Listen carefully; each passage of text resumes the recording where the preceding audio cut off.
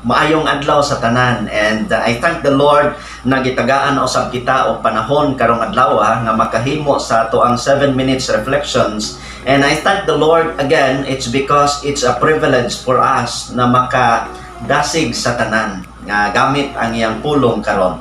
Og ang ato ang pag-iisgutan in just 7 minutes of these reflections is all about motivation. The word motivation is something we need, of course, as we fight against COVID-19.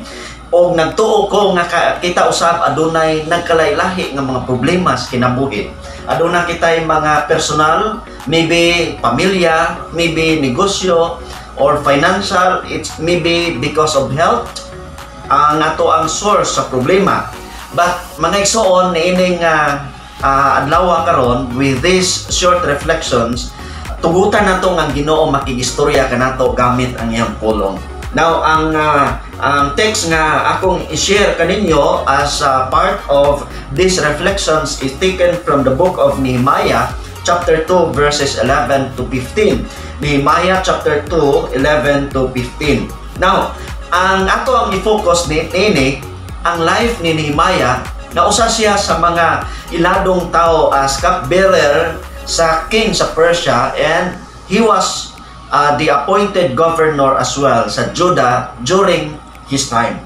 Now makita nato nga ang Judah niini nga panahon adunay gitawag nato nga problema nga ilang nasinati in which dako kini nga problema nga ang wall sa Jerusalem and as well as entire Judah broken. It's because sa invasion na naitabo between sa Judah, Israel, and as well as Babylon.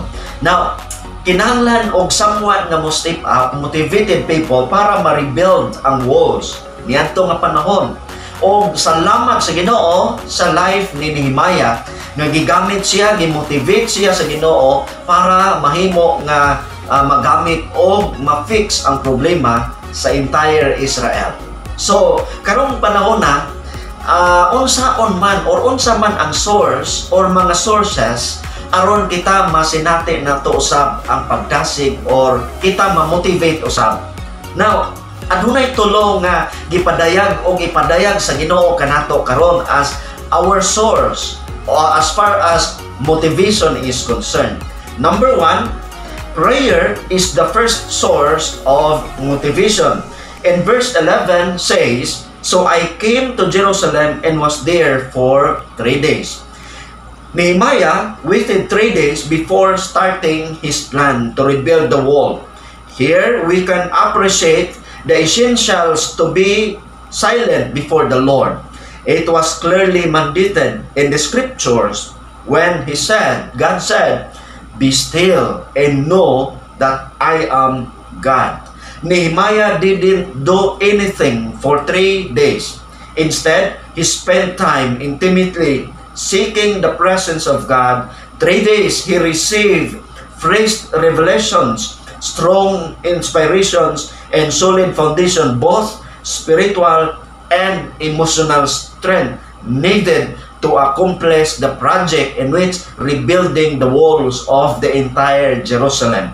Brethren, ang lessons dinhi nga atong makuha when we face big tasks or huge problems, solitude in God is our reservoir of faith.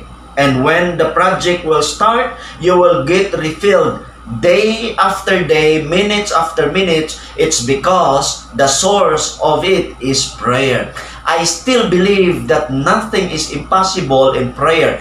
God will do something when He hears the prayer and cry of His people. Therefore, kung nakakay problema karon, come to the Lord in prayer. He is listening. It's because one of the first source of motivation, no other than, is prayer. Second thing as the source of our motivation here is emotions or our feeling is the second source of motivation. And verse 12 says, "Then I arose in the night, I and few men with me. I told no one what my God had put in my heart to do at Jerusalem."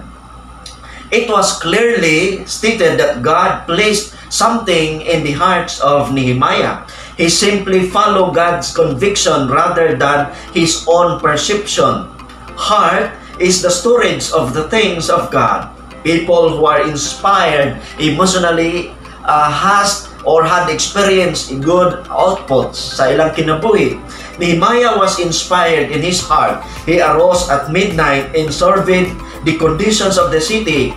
Here we can say that motivated people were willing to take the risk, willing to act, and had an open eye to see what they could do. Motivated people, brethren, are what open in their hearts nga naay gibutang ang Ginoo dinhi nga ato ang buhaton. That's why always listen to your convictions. It is because God is speaking to you with your heart.